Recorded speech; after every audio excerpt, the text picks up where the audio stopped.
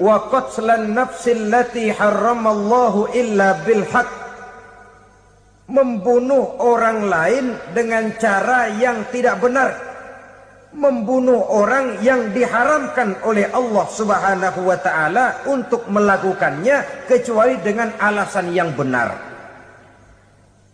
Kita tahu Islam adalah agama damai. Sesuai dengan namanya, ia tidak dikembangkan dengan pedang dan kekerasan. Ia dikembangkan dengan keteladanan dan tuntunan moral. Oleh karena Islam bukan agama kekerasan, Islam pun tidak mementingkan dan mengajarkan kekerasan kecuali dengan alasan yang benar dan bisa dipertanggungjawabkan. Membunuh dengan sengaja, menghilangkan nyawa orang lain tanpa alasan yang bisa dibenarkan adalah merupakan dosa besar dan satu di antara 7 perkara yang bisa mendatangkan kerusakan dalam kehidupan dan yang hendaknya harus kita jauhi.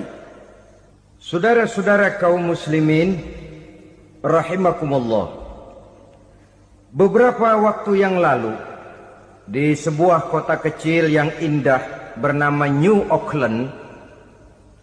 Saudara tahu New Auckland? Itu dari Gunung Kidul masih ngidul lagi. Pernah diadakan satu seminar yang membicarakan bagaimana menyelamatkan masyarakat manusia dari bahaya Perang Dunia Ketiga. Diperkirakan kalau terjadi Perang Dunia Ketiga, manusia tidak akan tersisa.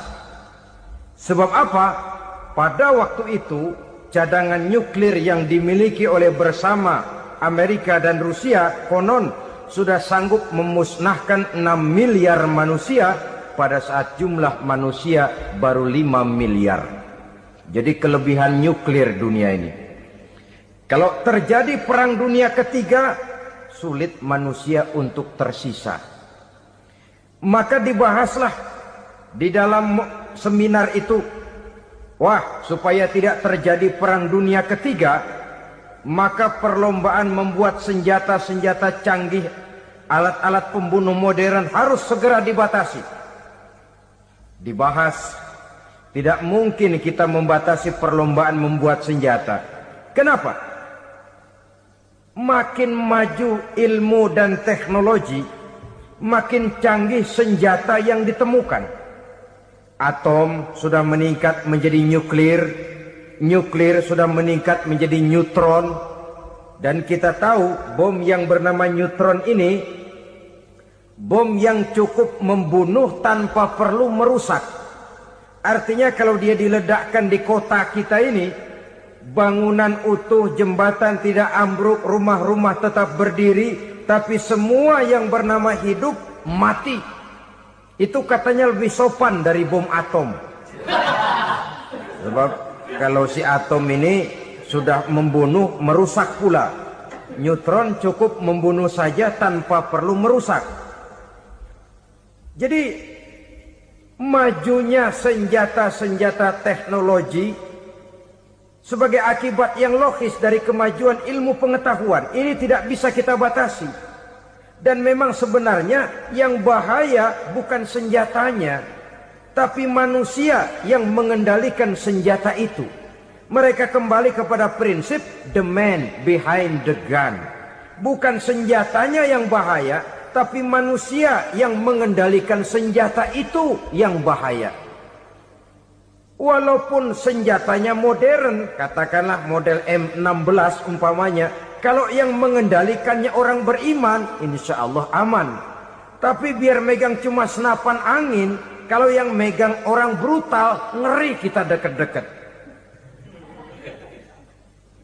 Apalagi kalau memang bukan ahlinya menggunakan senjata, bisa ngeker kaki kena jidat.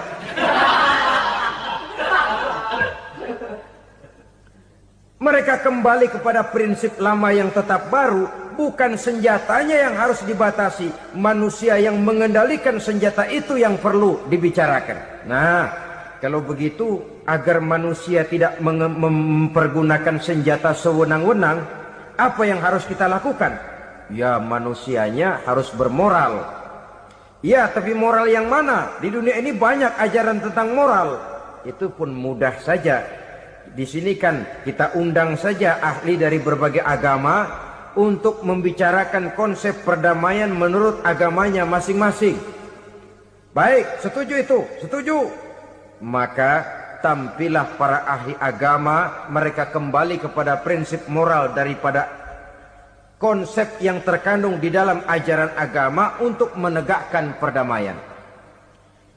Mula-mula naiklah ahli dari agama Hindu, dibacakan konsep perdamaian menurut ajaran agama Hindu, bahwa untuk damai manusia harus meninggalkan nafsu keduniaannya, menempuh samsara dan sebagainya untuk mencapai nirwana, menjauhi kemegahan dan kemewahan dunia. Ini lalu dibahas, rasanya juga tidak mungkin ini. Kemudian dari agama Nasrani, bahwa untuk damai manusia harus menciptakan sifat kasih sayang. Kalau ditampar pipi kiri, berikan pipi yang kanan. Kalau diberikan selendang, berikan baju. Nanti orang kasihan, lalu dia tidak akan nampar lagi. Ketika ini dibahas, ternyata rasanya pun tidak mungkin bisa diterima. Karena apa? Di zaman sekarang orang ditampar pipi kiri, dikasih pipi kanan. Bukan kasihan, gemes. Damai belum tentu, bonyok udah jelas. Lalu ketika dibacakan konsep perdamaian menurut Quran, di mana disampaikan ayat wa jazaa'u sayyi'atin sayyi'atun misluha faman afa wa aslaha fa ajruhu 'ala Allah. Balasan terhadap satu kejahatan adalah kejahatan yang seimbang, tetapi barang siapa yang memberi maaf dan mencari jalan damai, itulah yang terbaik dan akan mendapat pahala dari Allah Subhanahu wa ta'ala. Kamu tidak salah ditampar pipi kirimu, tampar lagi pipi kirinya sekeras dia menampar pipi kirimu. Nanti orang tidak mau menampar kita karena dia tahu kalau dia tampar kita, dia akan menderita tamparan sekeras dia menampar kita. Akan terjadilah prinsip saling hormat menghormati, tidak saling ganggu, tidak saling usil, tidak saling jahil. Atas dasar ini perdamaian bisa ditegakkan. Mereka bisa menerima konsep ini, tapi kemudian seminar ditutup tanpa satu keputusan resmi. Kenapa? Terus terang mereka kagum dengan konsep Islam, tapi sentimen lama terhadap nilai-nilai Islam telah menutup mata mereka untuk menerima kebenaran dari ajaran Al-Quranul Karim. Saudara-saudara kaum muslimin rahimakumullah, kembali kita kepada persoalan pokok. Roh adalah dari Allah. Dia akan kembali kepada Allah, milik mutlak dari Allah. Tidak pantas kita merampasnya dari orang lain. Tidak wajar kita menghilangkannya tanpa alasan yang dibenarkan oleh agama. Di zaman sekarang, akibat persaingan hidup yang makin tajam, lapangan kerja yang makin sulit, tensi ekonomi yang makin tinggi, atau karena nilai moral yang makin rendah, atau juga karena rapuhnya pegangan orang kepada agama, nyawa rasanya sudah sedemikian murahnya. Berbagai kasus membuat berdiri bulu roma kita. Ada mayit, ada manusia dipotong 6, dicincang macam kambing. Ada yang dipotong 5, ada yang dipotong 13, dikardusin, dibuang ke tempat sampah. Inna lillahi wa inna ilaihi raji'un. Gejala apa ini? Kanibalisme. Manusia sudah demikian sadisnya, manusia sudah sedemikian buasnya, sehingga sesama manusia diperlakukan seperti hewan. Padahal hewan sendiri belum pernah macan makan macan, bagaimanapun buasnya macan. Belum pernah serigala memakan serigala, bagaimanapun brutalnya serigala. Tetapi manusia makan manusia di zaman sekarang kadang jadi kenyataan dalam kehidupan kita. Kadang persoalannya remeh saja. Soal uang 200 perak, pisau bicara, nyawa melayang. Soal rokok sebatang, celurit bicara, nyawa melayang. Soal-soal yang sama sekali tidak prinsip, begitu mudah kita menghilangkan nyawa orang lain. Padahal Nabi pernah memperingatkan, Apabila dua orang muslim sudah berkelahi dan berbunuh-bunuhan, al-qatil wal maqtul finnar, yang membunuh dan yang terbunuh dua-duanya neraka. Sahabat heran, ya Rasul, kalau yang membunuh masuk neraka itu sih wajar, tapi yang terbunuh kenapa neraka juga? Beliau menjawab, dua-duanya sudah punya niat untuk saling membunuh. Niatnya itu yang diponten. Yang terbunuh cuman lagi apes aja, keduluan dia. Umpama tidak terbunuh, pasti dia yang akan membunuh. Oleh karenanya al-qatil wal maqtul, yang membunuh dan yang dibunuh finnar, dua-duanya masuk ke dalam neraka. Islam menghormati kehidupan. Tidak hanya terbatas kepada sesama muslim, orang-orang yang berlainan agama pun yang mau hidup berukun, damai, berdampingan dengan umat Islam, jiwa mereka, darah mereka dilindungi oleh nilai-nilai Islam yang disebut dengan kafir zimmi ini. Mengganggu mereka sama saja dengan mengganggu aku, kata Nabi. Jadi oleh karena itu, sayangilah sesama. Kehidupan adalah anugerah Allah. Bukan wewenang kita untuk mencabutnya dari orang lain. Bukan wewenang kita untuk merampas dan menghilangkannya dari orang lain. Apa yang tidak enak terjadi pada diri kita, begitu pula lah apabila terjadi pada diri orang lain. Sehingga Nabi mengatakan, la yu'minu ahadukum hatta yuhibba li akhihi ma yuhibbu li nafsihi. Belum dikatakan beriman seseorang kamu apabila dia belum mencintai saudaranya seperti ia mencintai dirinya sendiri. Apa yang enak dirasakan oleh orang lain, enak juga dirasakan oleh dia. Mengukur orang lain dengan diri sendiri. Kalau orang lain tanpa salah saya fitnah, kalau saya tanpa salah difitnah orang, enak apa enggak? Enggak, orang lain juga begitu. Kalau orang lain tanpa salah saya tempeleng kepalanya, enak apa tidak? Tidak. Orang lain juga begitu. Yang tidak enak terjadi pada diri kita, tentu tidak enak juga kalau terjadi pada orang lain. Mengukur orang lain dengan diri sendiri. Sehingga tidak timbul sifat egois. Tidak menari di atas bangkai orang lain. Tidak mendirikan kebahagiaan di atas untayan air mata orang lain. Sehingga dengan demikian saudara-saudara, dia bisa menghormati kehidupan, menghormati orang lain sebagaimana dia ingin dihormati. Untuk menghancurkan nilai-nilai iman, dibanjiri kita dengan paham-paham yang merusak dan mendangkalkan akidah.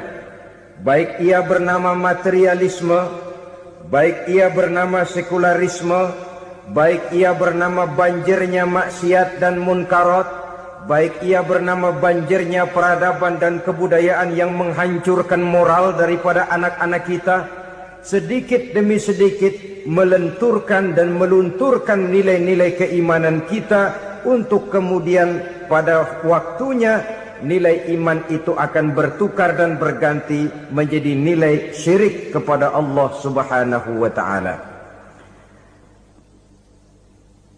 Atau pada sisi lain, menjadikan yang selain Allah sebagai tujuan akhir daripada kehidupan kita.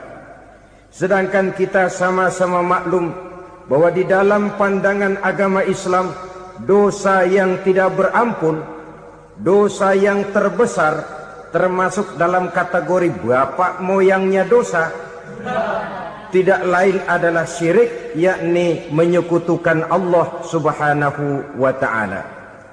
Pola penghancuran iman ini memang berstrategi. Ditawarkan kita kepada paham materialisme, paham kebendaan, di mana otak menempati urutan sebagai ranking pertama, Tuhan jatuh pada urutan kedua. Lalu menyusul kepada paham sekularisme, Allah dipisahkan dari seluruh kegiatan hidup ini, untuk pada gilirannya menjadikan yang selain Allah sebagai tujuan akhir daripada seluruh kegiatan hidup kita. Oleh karenanya, kewajiban menjaga nilai-nilai iman ini merupakan kewajiban yang mulia tetapi berat, tidak hanya untuk kita, tetapi juga bagaimana mewariskannya kepada anak-anak kita, generasi yang akan datang. Orang-orang tua bijaksana yang diceritakan di dalam Al-Quran, kalau sudah berpikir tentang anak-anaknya, pertanyaan yang paling mereka risaukan ialah, ma ta'buduna min ba'di. Anakku, kalau pada satu saat aku, ayahmu sudah tidak ada lagi di dunia ini, meninggalkan kamu semua, ma ta'buduna min ba'di, apa yang akan kamu sembah nak? Jikalau sekarang ayahmu masih mau ke masjid, masih mau melakukan rukuk dan sujud, masih beribadah menyembah Allah Subhanahu wa ta'ala, kalau orang tuamu sudah tidak ada, ma ta'buduna min ba'di, masihkah engkau mau datang ke masjid? Masihkah engkau mau rukuk dan sujud? Masihkah engkau mau menyembah Allah Subhanahu wa ta'ala? Pertanyaan ini yang dipikirkan oleh Nabi Yakub kepada putra-putranya. Pertanyaan ini yang diteruskan oleh Nabi Ibrahim kepada anak-anaknya. Pertanyaan ini yang diwariskan oleh generasi ulama salafus saleh kepada para generasi berikutnya. Bagaimana kita generasi sekarang? Kita orang-orang tua sekarang bukan berfikir ma ta'buduna min ba'di, malah yang kita fikirkan ma ta'kuluna min ba'di. Kalau bapak tidak ada nanti kamu makan apa nak?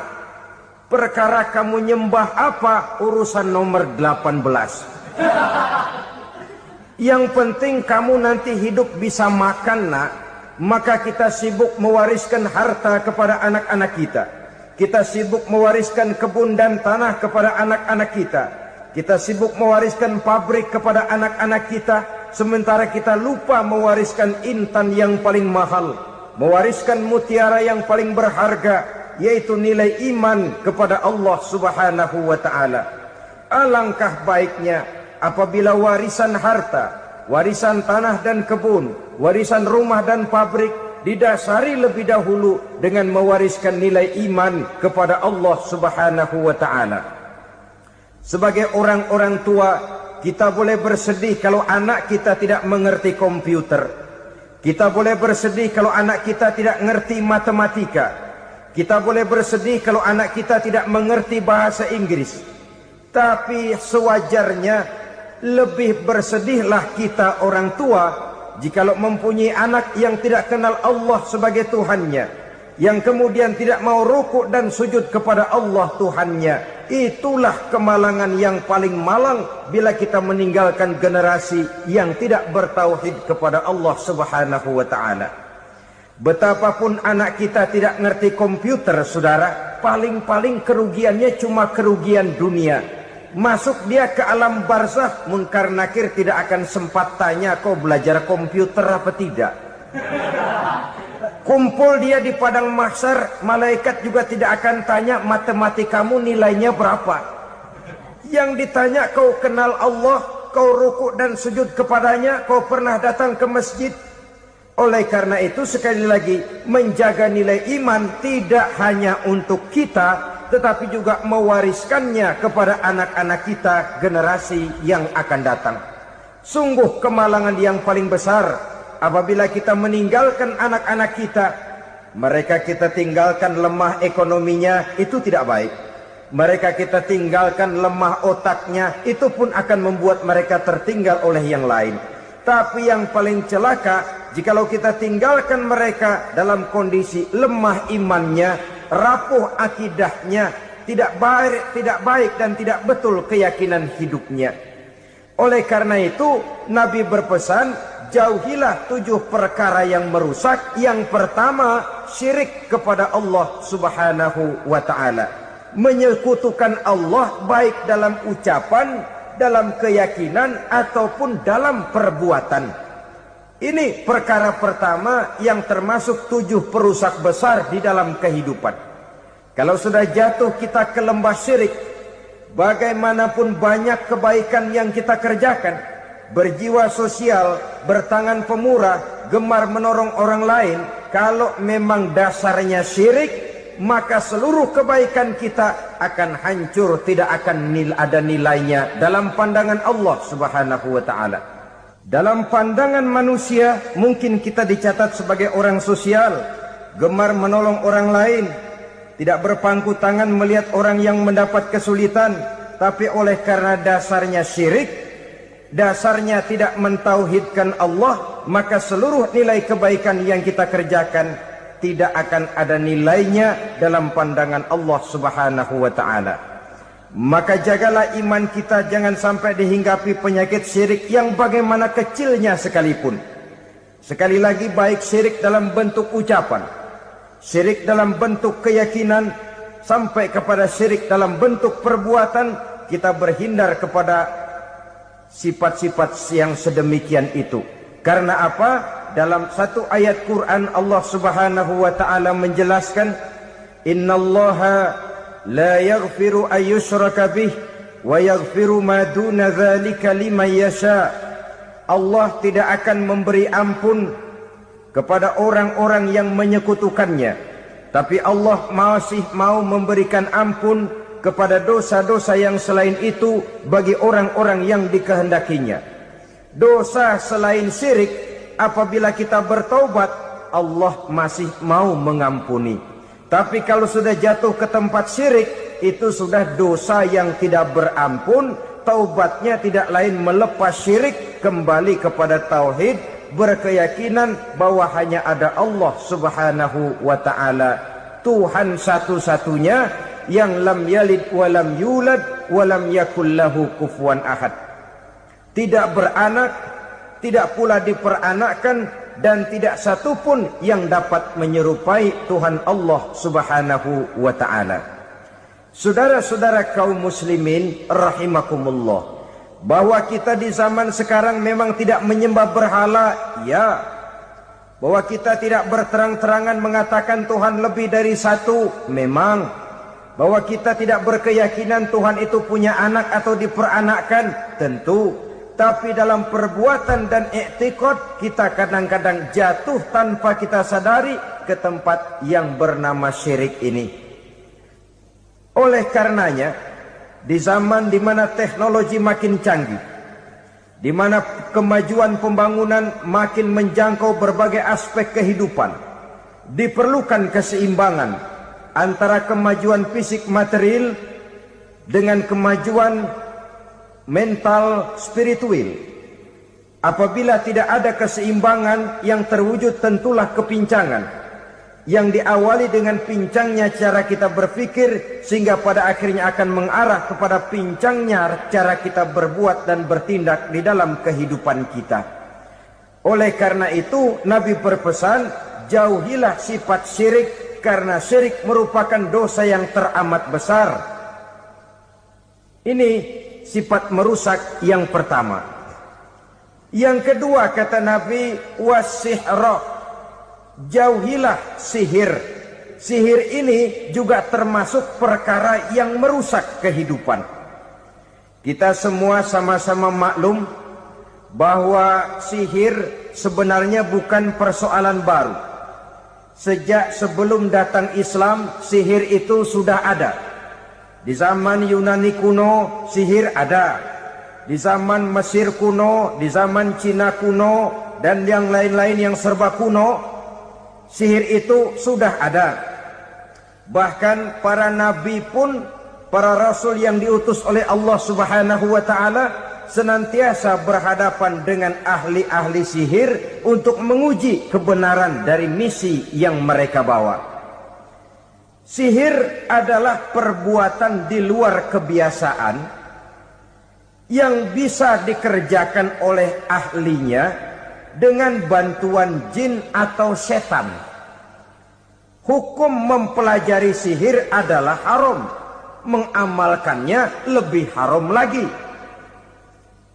Sebab itu saudara-saudara, sihir merupakan perbuatan merusak yang harus kita jauhi. Ciri-ciri daripada perbuatan sihir, pertama, ia mengandung tipuan, bayangan khayal. Di zaman Nabi Musa misalnya, orang melihat tambang-tambang itu seperti ular. Nabi Musa melayangkan tongkatnya menjadi ular-ular besar yang memakan ular-ular kecil ciptaan tukang-tukang sihir Fir'aun tadi. Lalu sihir bisa terjadi dengan bantuan jin kafir atau setan. Kemudian ciri yang ketiga, sifatnya halus dan tersembunyi. Taruh kata ada seorang ahli sihir yang mempergunakan ayat-ayat Quran sebagai jompa-jampe, sebagai baca-bacaan, itu cuma sekedar kedok. Tujuannya tidak lain menjadikan agama sebagai ketok untuk membenarkan cara yang dimurkai oleh Allah Subhanahu wa ta'ala. Satu hadis yang diriwayatkan oleh Imam Bazar dan Tabrani, Nabi berpesan, "Laisa minna man tatayyara lahu au takahhana au tukuhhina lahu au sahira lahu." Tidak termasuk ke dalam golonganku, kata Nabi. Tidak termasuk umatku. Siapa mereka? Man tatayyara lahu, orang yang bertatoyur. Apa tatoyur itu? Dari kalimat toyaro, artinya terbang. Toir biasa diartikan dengan burung. Tatoyaro percaya kepada suara-suara burung. Man tatayyara lahu, mempercayai, meyakini dengan benar-benar kepada suara beburungan. Kan suka ada itu, nah bunyi burung tuh, maling liwat. Maling liwat. Burung bunyi, maling liwat. Itu termasuk tatayyara lahu, percaya kepada suara burung. Kan aneh kalau suara orang nggak dipercaya, suara burung malah dipercaya. Ada ustadz ceramah, kiai ngaji, nggak mau didengerin, burung dengerin bener. Nah, suaranya dari sebelah mana? Belah kulon. Nah, itu tandanya ano. Habis dihitung-hitung. Itu termasuk tatayyara lahu. Au takahana, atau bertenung, au tukuhina, atau minta ditenungkan, au sahirolahu, atau melakukan perbuatan sihir atau minta disihirkan. Laisa minna, tidak termasuk ke dalam golonganku, kata Nabi. Sehingga dengan demikian saudara-saudara, menghadapi sihir dengan sihir sekalipun termasuk perbuatan yang tidak diajarkan oleh agama. Kita kan mempelajari sihir untuk jaga diri. Tidak apa-apa, yang dilarang mengamalkannya, dilarang juga mempelajarinya. Sebab orang kalau sudah mengetahui, biasanya lalu terangsang untuk mencoba. Kalau percobaannya berhasil, biasanya terangsang untuk coba lagi dan coba lagi. Pada akhirnya ketagihan, lalu beralih menjadi profesi, apalagi itu nanti bisa mendatangkan hasil uang. Saudara-saudara kaum muslimin rahimakumullah, kita manusia makhluk nyata. Kita hidup di alam nyata, terikat oleh sunnatullah, causality.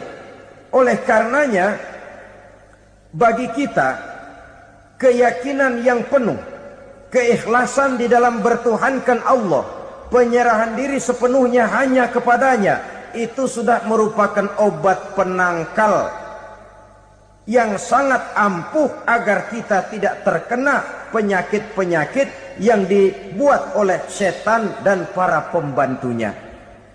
Sehingga beberapa ayat Quran mengajarkan, misalnya a'udzu bikalimatillahi tammati min syarri ma khalaq, atau bismillazi la yadurru ma'asmihi syai'un fil ardi wala fis sama, dengan menyebut nama Allah yang tidak bisa mendatangkan bahaya sedikit pun, dari baik yang datang dari langit maupun yang datang dari bumi.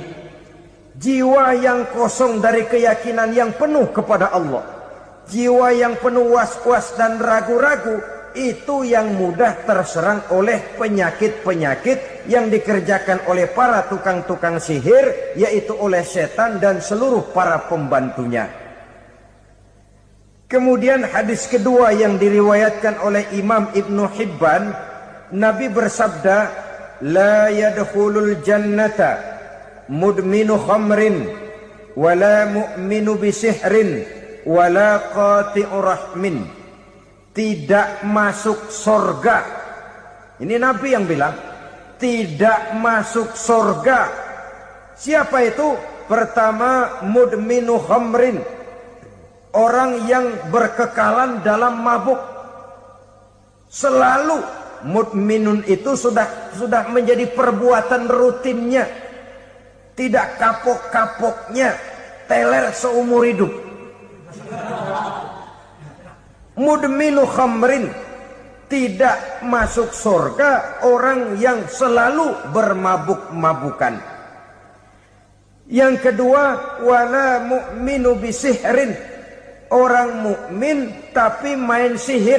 Ini juga oleh Nabi diperingatkan, tidak akan masuk surga orang mukmin tapi suka main sihir. Wala qati'u rahmin, dan tidak juga orang yang memutuskan silaturahmi. 3 macam manusia yang diperingatkan Nabi tidak akan masuk surga: orang yang selalu mabuk, orang mukmin yang main sihir, dan orang yang memutuskan silaturahmi. Saudara-saudara kaum muslimin rahimakumullah. Lalu orang berkata, kenapa dilarang kita bersihir? Padahal Rasul sendiri kan punya mukjizat. Nah, kita memang harus membedakan antara mukjizat dengan sihir. Dalam kehidupan agama kita kenal ada yang namanya mukjizat, ada yang namanya karomah atau keramat biasa diucapkan, ada yang namanya maunah, ada yang namanya irhas, ada juga yang namanya sihir. Kesemuanya ini berbeda, saudara-saudara. Yang dinamakan mukjizat itu khusus untuk para rasul saja. Satu kejadian luar biasa yang terjadi dilakukan oleh rasul atas izin dari Allah Subhanahu wa taala. Perbedaannya dengan sihir jelas. Sihir dari setan, mukjizat dari Allah. Sihir bisa dipelajari, mukjizat tidak. Sihir umumnya untuk maksud-maksud yang tidak baik, sedangkan mukjizat untuk memperkuat kebenaran yang disampaikan oleh para rasul dan ditentang oleh umatnya. Bahkan kafir Quraisy dahulu menganggap orang-orang ahli sihir itu berada dalam satu posisi yang hina, sehingga mereka mengatakan dan menuduh Nabi Muhammad sebagai tukang sihir. Tuduhan sebagai tukang sihir adalah tuduhan yang sangat aib dan hina. Di tengah masyarakat kufar jahiliyah, kedudukan tukang sihir dipandang sebagai kedudukan yang hina, sehingga mereka mengejek Nabi dengan sebutan tukang sihir. Jadi mukjizat hanya untuk Rasul saja. Kemudian karomah. Karomah ini asal kata dari karomah, kehormatan, kemuliaan yang diberikan Allah kepada hamba-hambanya yang rajin mendekatkan diri kepadanya. Oleh karena ketekunannya melaksanakan ibadah, Allah memberikan keistimewaan kepada orang itu, yang dengan keistimewaannya dia bisa mengerjakan yang tidak bisa dikerjakan oleh orang lain. Karomah hanya bisa dicapai dengan prestasi ibadah. Kalau sihir, mau ibadah apa enggak, asal dia belajar, bersatu dan berteman dengan setan, memenuhi persyaratan-persyaratan setan, biasanya lalu bisa. Sedangkan karomah tidak mungkin terwujud tanpa orang mendekatkan diri sedekat-dekatnya kepada Allah Subhanahu wa ta'ala. Maka kita lihat biasanya orang-orang yang punya ilmu sihir, mukanya rata-rata nggak enak dilihat. Kumuh, jauh dari air wudhu, jauh dari sujud kepada Allah, malah berteman dengan setan, menjadi pelayan-pelayannya setan. Saudara-saudara, adapun maunah, keistimewaan yang diberikan Allah kepada hamba-hambanya yang belum sampai kepada tingkat wali, tapi orang itu lebih banyak kebaikannya daripada kesalahannya. Umpamanya Saudara jalan bertiga di pinggir jalan. Saudara ada pada posisi di tengah, lalu bertiga ini ketabrak mobil. Menurut perhitungan saudara mati lebih dahulu. Tapi terjadi hal yang aneh, dua teman saudara mati, saudara malah cuma luka dan lecet sedikit saja. Apa itu? Kalau kita lebih banyak kebaikannya daripada kesalahannya, itu yang dinamakan ma'unah, pertolongan yang diberikan Allah kepada hamba-hambanya yang lebih banyak kebaikannya daripada kesalahannya. Sedangkan yang dinamakan irhas, kejadian luar biasa pada diri seseorang pada waktu dia masih kecil, yang menunjukkan tanda-tanda keistimewaannya. Itu umumnya pada para nabi pada usia kecilnya sudah ada irhas, tanda-tanda istimewa. Jelas baik mukjizat, karomah, maunah maupun irhas berbeda dengan sihir. Sihir ini jelas saja merupakan bantuan dan persekutuan antara manusia dengan setan. Padahal setan, kata Allah dalam Al-Quran, innahu lakum aduwwum mubin, sesungguhnya setan bagi kamu adalah musuh yang sangat jelas. Saudara-saudara kaum muslimin rahimakumullah, di zaman sekarang dalam menghadapi beban kehidupan yang makin pelik, menghadapi stres yang tidak kunjung selesai, menghadapi persoalan-persoalan yang teramat berat, orang sering mencari jalan keluar kepada hal-hal yang menurut pendapatnya bisa meringankan beban moralnya itu. Pergilah dia mencari sesuatu yang dapat meringankan bebannya. Dan tidak jarang yang jatuh ke pangkuan tukang-tukang tenung, ke pangkuan tukang-tukang sihir, yang mereka itu oleh Quran dijelaskan kadzabal munajjimun walau sodaku. Tukang-tukang tenung, tukang-tukang sihir, mereka itu bohong walaupun benar. Maksudnya bohong walaupun benar, artinya kalau yang mereka kerjakan benar, itu sih kebenaran. Benar dengan kebenaran itu lain. Kebenaran, kebetulan bisa, tapi tidak untuk selalu. Apalagi kalau itu sudah membahayakan kehidupan orang lain. Jadi oleh karena itu Nabi berpesan, jauhilah daripada sihir. Kalau sudah jauhilah dari sihir, artinya ya jauhilah daripada mempelajarinya, jauhilah daripada bergaul dengan orang-orang yang ahli di bidang itu, karena dari pergaulan segalanya bisa menular. Baiklah saudara, ini yang kedua. Yang ketiga pesan Nabi, wa qatlan nafsil lati harramallahu illa bil haq, membunuh orang lain dengan cara yang tidak benar, membunuh orang yang diharamkan oleh Allah Subhanahu wa taala untuk melakukannya kecuali dengan alasan yang benar. Kita tahu Islam adalah agama damai, sesuai dengan namanya. Ia tidak dikembangkan dengan pedang dan kekerasan. Ia dikembangkan dengan keteladanan dan tuntunan moral. Oleh karena Islam bukan agama kekerasan, Islam pun tidak mementingkan dan mengajarkan kekerasan kecuali dengan alasan yang benar dan bisa dipertanggungjawabkan. Membunuh dengan sengaja, menghilangkan nyawa orang lain tanpa alasan yang bisa dibenarkan adalah merupakan dosa besar dan satu di antara 7 perkara yang bisa mendatangkan kerusakan dalam kehidupan dan yang hendaknya harus kita jauhi.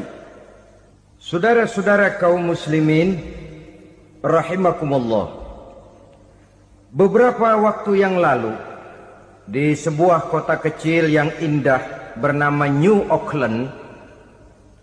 Saudara tahu New Auckland? Itu dari Gunung Kidul masih ngidul lagi. Pernah diadakan satu seminar yang membicarakan bagaimana menyelamatkan masyarakat manusia dari bahaya Perang Dunia Ketiga. Diperkirakan kalau terjadi Perang Dunia Ketiga, manusia tidak akan tersisa. Sebab apa? Pada waktu itu cadangan nuklir yang dimiliki oleh bersama Amerika dan Rusia konon sudah sanggup memusnahkan 6 miliar manusia pada saat jumlah manusia baru 5 miliar. Jadi kelebihan nuklir dunia ini. Kalau terjadi perang dunia ketiga, sulit manusia untuk tersisa. Maka dibahaslah di dalam seminar itu, wah, supaya tidak terjadi perang dunia ketiga, maka perlombaan membuat senjata-senjata canggih, alat-alat pembunuh modern harus segera dibatasi. Dibahas, tidak mungkin kita membatasi perlombaan membuat senjata. Kenapa? Makin maju ilmu dan teknologi, makin canggih senjata yang ditemukan. Atom sudah meningkat menjadi nuklir, nuklir sudah meningkat menjadi neutron, dan kita tahu bom yang bernama neutron ini bom yang cukup membunuh tanpa perlu merusak. Artinya kalau dia diledakkan di kota kita ini, bangunan utuh, jembatan tidak ambruk, rumah-rumah tetap berdiri, tapi semua yang bernama hidup mati. Itu katanya lebih sopan dari bom atom. Sebab kalau si atom ini sudah membunuh, merusak pula. Neutron cukup membunuh saja tanpa perlu merusak. Jadi majunya senjata-senjata teknologi sebagai akibat yang logis dari kemajuan ilmu pengetahuan. Ini tidak bisa kita batasi. Dan memang sebenarnya yang bahaya bukan senjatanya, tapi manusia yang mengendalikan senjata itu. Mereka kembali kepada prinsip the man behind the gun. Bukan senjatanya yang bahaya, tapi manusia yang mengendalikan senjata itu yang bahaya. Walaupun senjatanya modern, katakanlah model M16 umpamanya, kalau yang mengendalikannya orang beriman, insya Allah aman. Tapi biar megang cuma senapan angin, kalau yang megang orang brutal, ngeri kita deket-deket. Apalagi kalau memang bukan ahlinya menggunakan senjata, bisa ngeker kaki kena jidat.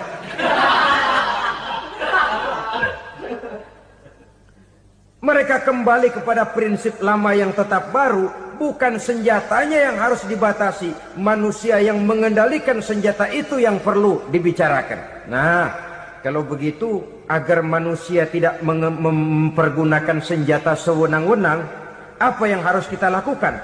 Ya, manusianya harus bermoral. Ya, tapi moral yang mana? Di dunia ini banyak ajaran tentang moral. Itu pun mudah saja. Di sini kan kita undang saja ahli dari berbagai agama untuk membicarakan konsep perdamaian menurut agamanya masing-masing. Baik, setuju itu, setuju. Maka tampillah para ahli agama, mereka kembali kepada prinsip moral daripada konsep yang terkandung di dalam ajaran agama untuk menegakkan perdamaian. Mula-mula naiklah ahli dari agama Hindu, dibacakan konsep perdamaian menurut ajaran agama Hindu, bahwa untuk damai manusia harus meninggalkan nafsu keduniaannya, menempuh samsara dan sebagainya untuk mencapai nirwana, menjauhi kemegahan dan kemewahan dunia. Ini lalu dibahas, rasanya juga tidak mungkin ini. Kemudian dari agama Nasrani, bahwa untuk damai manusia harus menciptakan sifat kasih sayang. Kalau ditampar pipi kiri, berikan pipi yang kanan. Kalau diberikan selendang, berikan baju. Nanti orang kasihan, lalu dia tidak akan nampar lagi. Ketika ini dibahas, ternyata rasanya pun tidak mungkin bisa diterima. Karena apa? Di zaman sekarang orang ditampar pipi kiri, dikasih pipi kanan. Bukan kasihan, gemes. Damai belum tentu, bonyok udah jelas. Lalu ketika dibacakan konsep perdamaian menurut Quran, di mana disampaikan ayat wa jazaa'u sayyi'atin sayyi'atun misluha faman afa wa aslaha fa ajruhu 'ala Allah. Balasan terhadap satu kejahatan adalah kejahatan yang seimbang. Tetapi barang siapa yang memberi maaf dan mencari jalan damai, itulah yang terbaik dan akan mendapat pahala dari Allah Subhanahu wa taala. Kamu tidak salah ditampar pipi kirimu, tampar lagi pipi kirinya sekeras dia menampar pipi kirimu. Nanti orang tidak mau menampar kita karena dia tahu kalau dia tampar kita, dia akan menderita tamparan sekeras dia menampar kita. Akan terjadilah prinsip saling hormat menghormati, tidak saling ganggu, tidak saling usil, tidak saling jahil. Atas dasar ini perdamaian bisa ditegakkan. Mereka bisa menerima konsep ini, tapi kemudian seminar ditutup tanpa satu keputusan resmi. Kenapa? Terus terang mereka kagum dengan konsep Islam. Tapi sentimen lama terhadap nilai-nilai Islam telah menutup mata mereka untuk menerima kebenaran dari ajaran Al-Quranul Karim. Saudara-saudara kaum muslimin rahimakumullah, kembali kita kepada persoalan pokok. Roh adalah dari Allah. Dia akan kembali kepada Allah, milik mutlak dari Allah. Tidak pantas kita merampasnya dari orang lain. Tidak wajar kita menghilangkannya tanpa alasan yang dibenarkan oleh agama. Di zaman sekarang, akibat persaingan hidup yang makin tajam, lapangan kerja yang makin sulit, tensi ekonomi yang makin tinggi, atau karena nilai moral yang makin rendah, atau juga karena rapuhnya pegangan orang kepada agama, nyawa rasanya sudah sedemikian murahnya. Berbagai kasus membuat berdiri bulu roma kita. Ada mayit, ada manusia dipotong 6, dicincang macam kambing. Ada yang dipotong 5, ada yang dipotong 13, dikardusin, dibuang ke tempat sampah. Inna lillahi wa inna ilaihi raji'un. Gejala apa ini? Kanibalisme. Manusia sudah demikian sadisnya. Manusia sudah sedemikian buasnya, sehingga sesama manusia diperlakukan seperti hewan. Padahal hewan sendiri belum pernah macan makan macan, bagaimanapun buasnya macan. Belum pernah serigala memakan serigala, bagaimanapun brutalnya serigala. Tetapi manusia makan manusia di zaman sekarang kadang jadi kenyataan dalam kehidupan kita.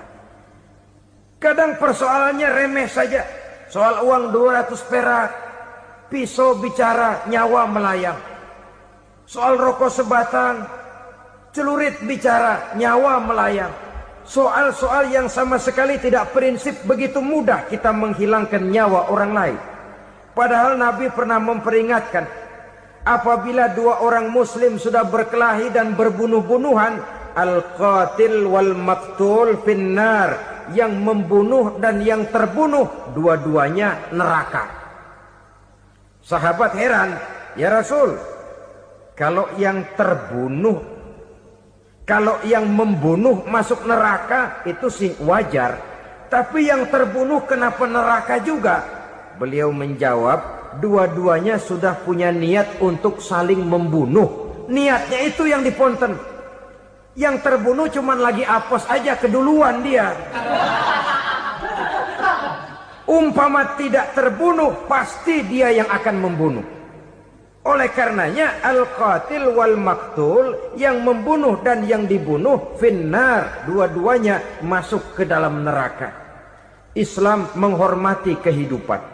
Tidak hanya terbatas kepada sesama muslim, orang-orang yang berlainan agama pun yang mau hidup berukun, damai, berdampingan dengan umat Islam, jiwa mereka, darah mereka dilindungi oleh nilai-nilai Islam yang disebut dengan kafir zimmi ini.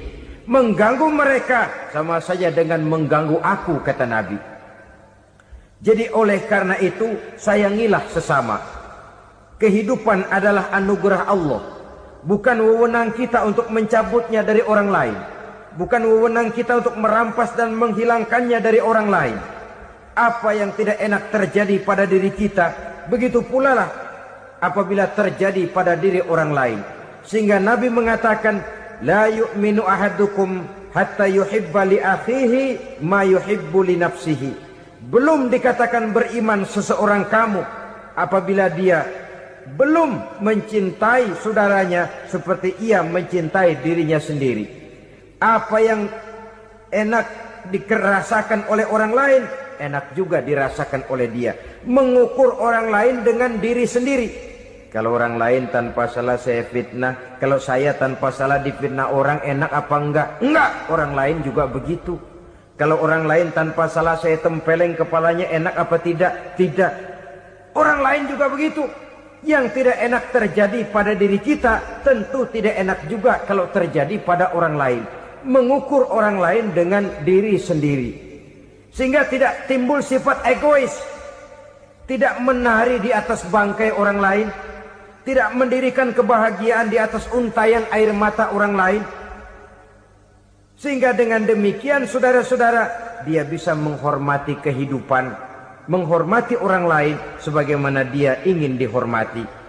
Inilah perbuatan ketiga yang merusak, membunuh orang lain dengan yang diharamkan Allah tanpa alasan yang benar. Yang ketiga. Kemudian yang keempat, perbuatan merusak wa aklar riba, makan riba. Hidup adalah tolong menolong. Bahasa kerennya take and give katanya. Saling memberi dan saling menerima. Nabi mengajarkan man kuraba kurbatan min kurabid dunya karaballahu lahu kurbatan min kurabi yaumal qiyamah. Wallahu fi aunil abdi madamal abdu fi auni akhihi. Siapa yang meringankan beban dari beban-beban yang dirita seseorang di dalam kehidupan dunia, Allah akan meringankan bebannya daripada beban-beban yang harus dipikulnya di hari kiamat nanti. Wallahu fi aunil abdi madamal abdu fi auni akhihi. Allah senantiasa akan menolong seorang hamba selama hamba itu masih mau menolong saudaranya. Allah selalu akan menolong seorang hamba selama hamba itu masih mau menolong saudaranya. Apabila kita sudah berpangku tangan terhadap kesulitan orang lain, biasanya pun pada saat kita mendapat kesulitan, kita akan sulit juga memperoleh pertolongan. Nah, riba alias renten, kedoknya adalah menolong orang, tapi sama juga bulu buntutnya dilepas, palanya dicekek. Menolong orang pada akhirnya menjadi beban bagi seseorang. Dan memang mencari orang-orang yang berada dalam posisi kesulitan. Biasanya di daerah-daerah di mana musim paceklik jadi lapangan kerja sulit, sedangkan urusan perut tidak bisa ditunda, akhirnya orang terjebak ke dalam rentenir, ke dalam riba, ke dalam renten, bunga berbunga, sehingga satu saat jumlah bunganya bisa lebih besar dari jumlah pinjaman pokoknya. Kemudian kalau juga ternyata tidak bisa dibayar, rumah jadi taruhan. Memang rumah satu-satunya, begitu rumah ditarik mulain camping. Bukankah pada akhirnya akan mewariskan kesengsaraan? Oleh karena itu, kepada kita berusahalah jangan berhubungan dengan rentenir, jangan makan renten dan riba. Kepada mereka yang melaksanakan riba, walaupun mendatangkan keuntungan materi, tapi percayalah harta yang didapat dengan jalan riba tidak akan membawa keberkahan. Manakala tidak membawa keberkahan, dia tidak akan mendatangkan ketenangan di dalam kehidupan kita. Oleh karenanya, memakan harta riba termasuk perbuatan yang merusak sendi-sendi kehidupan sosial, merusak kehidupan orang lain, merusak kehidupan masyarakat, tetangga, pergaulan, dan sebagainya. Yang kelima, wa akla malil yatim, memakan harta anak yatim dengan cara yang zalim. Nih, memang lezat. Anak yatim itu nggak tahu urusan apa-apa. Kita diamanahkan untuk mengurusinya. Kadang-kadang dibentuklah panitia penyantunan yatim piatu. yatimnya mah tetap kelaparan, panitianya yang pada gendut.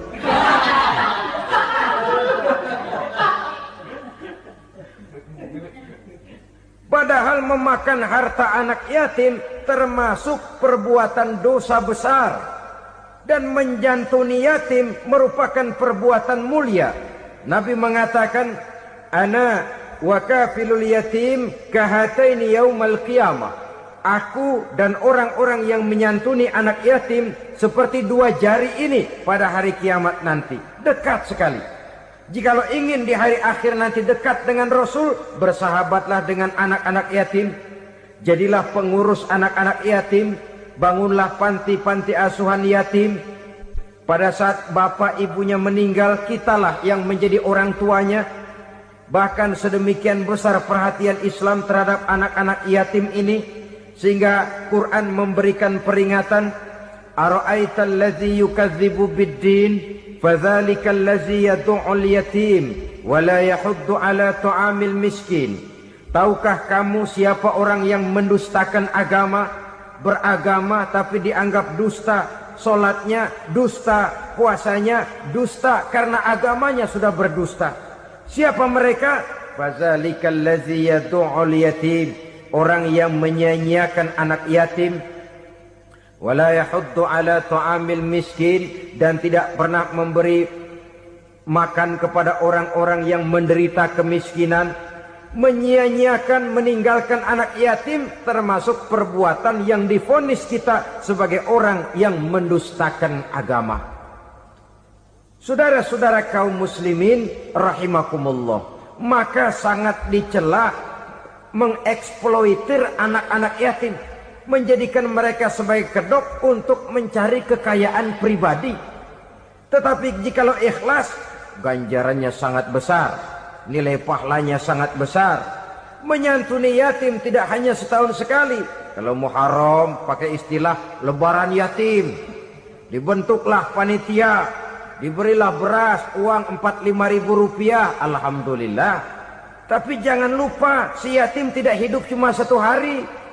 Dia tidak hidup cuma di bulan Muharram saja. Dia hidup 12 bulan dalam setahun. Sebagaimana anak-anak yang lain, dia juga berhak punya masa depan.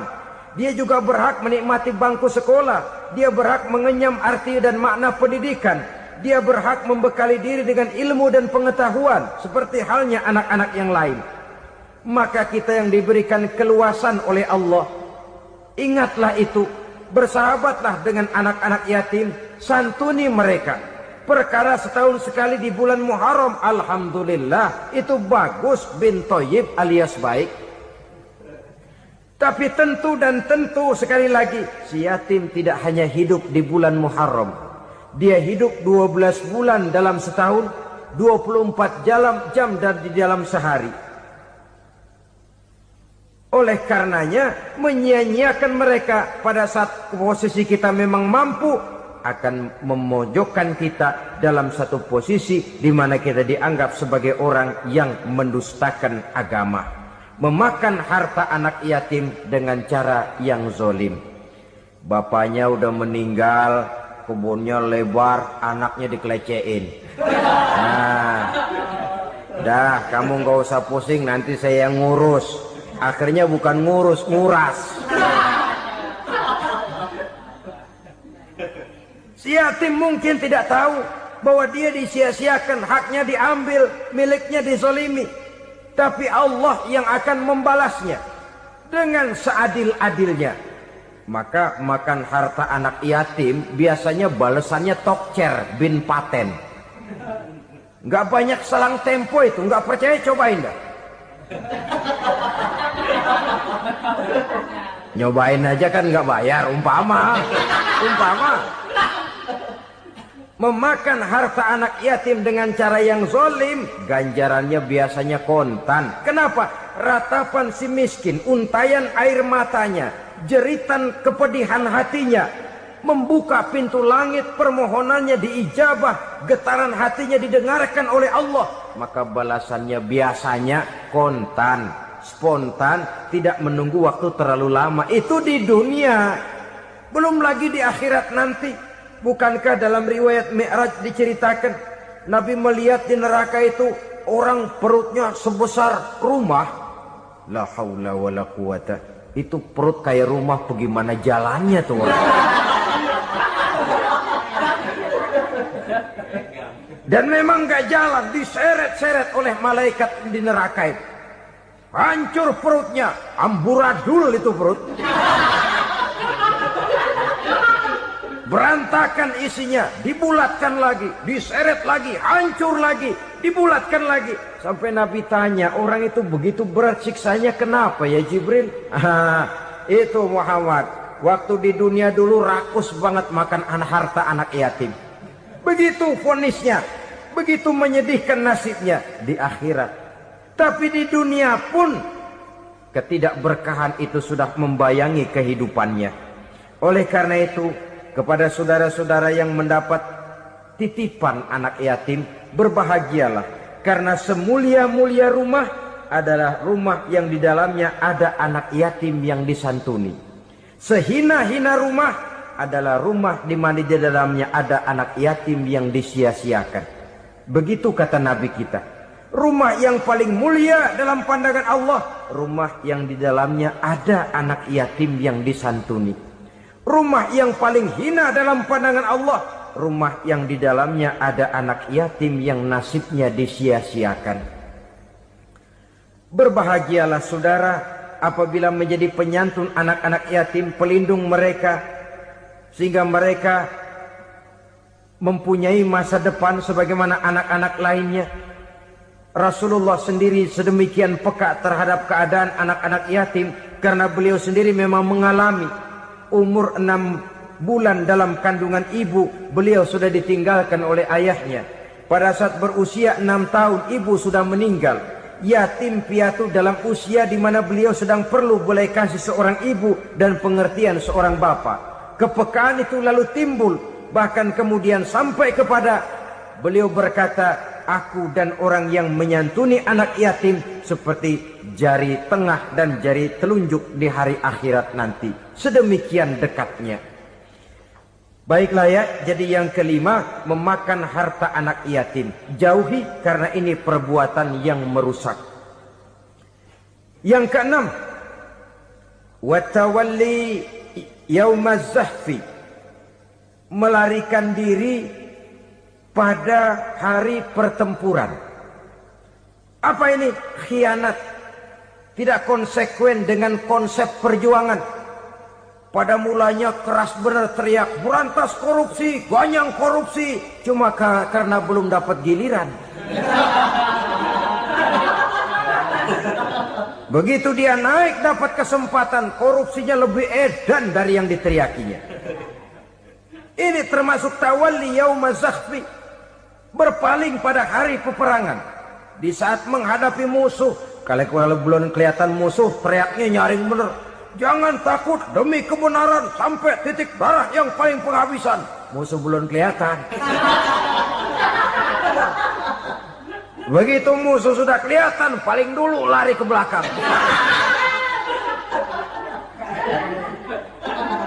Kalau diajak berjuang ada saja alasannya. Sehingga Quran memberikan peringatan kepada kita semua. Mengapa kamu ini berat?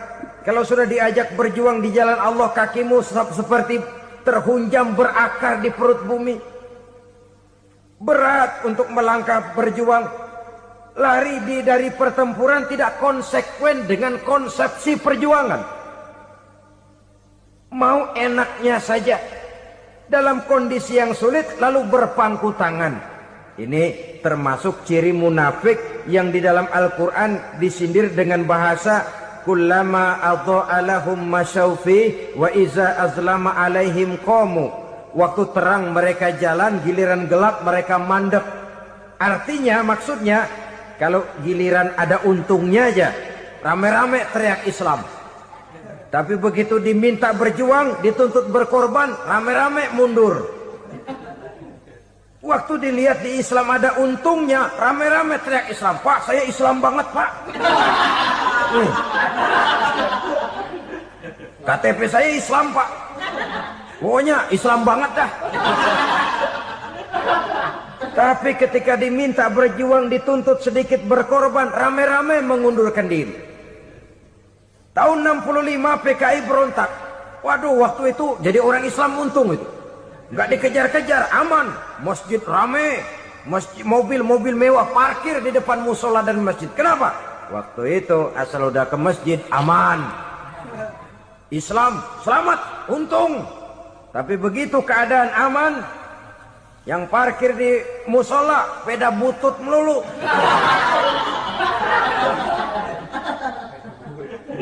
Waktu terang mereka jalan, waktu gelap mereka berhenti.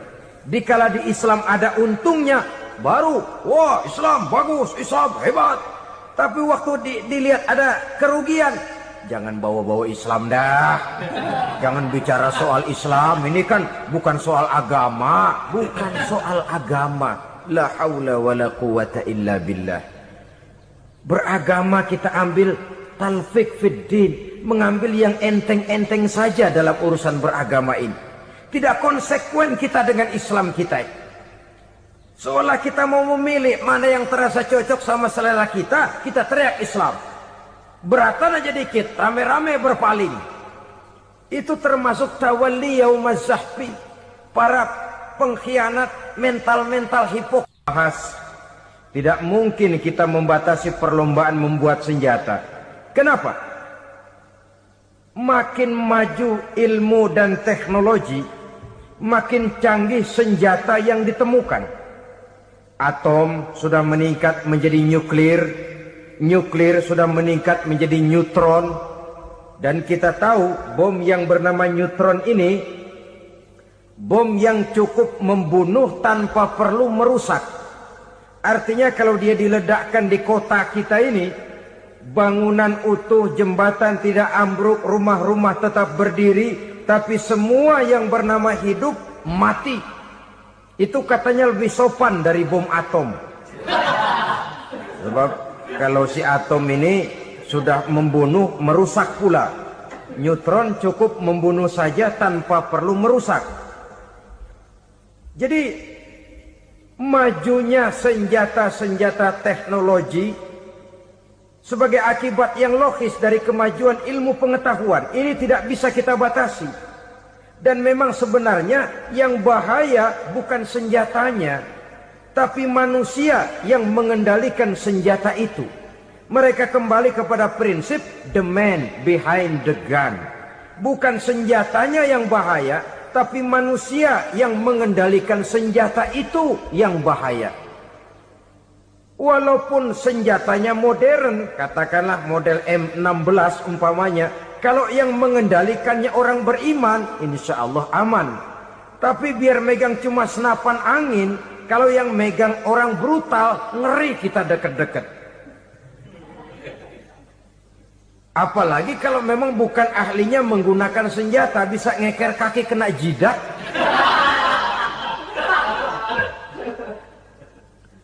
Mereka kembali kepada prinsip lama yang tetap baru.